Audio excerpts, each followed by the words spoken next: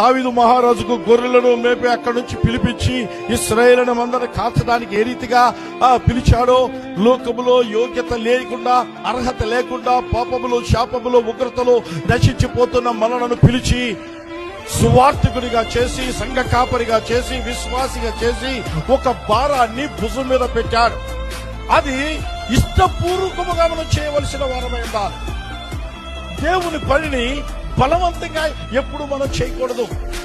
దేవునికి ఇవ్వడములో గాని, దేవుని పరిచయం చేయడంలో గాని, దేవుని కొరకు నమ్మకముగా జీవించడంలో గాని ఎన్నడూ కూడా బలిమి చేత కాదు, బలవంతముగా కాదు, దేవుని చిత్త ప్రకారము ఇష్టపూర్వకముగాను దేవుని పని చేయడానికి, దేవుని మందిరానికి పరిగెత్తాలంటే, ఆత్మలను సంపాదించాలంటే, పరుగును గడముట్టించాలంటే ఇష్టముగా ఉండాలా.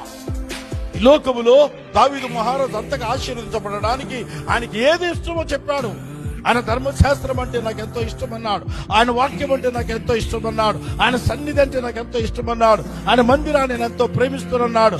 ఇష్టపూర్వకముగా, దుర్లాపేక్షతో కాదు, సిద్ధ మనసుతోనూ మీ మధ్య ఉన్న మందాన్ని మనము పై విచారణ చేయొచ్చు, దానిని కాయవలసిన వారమై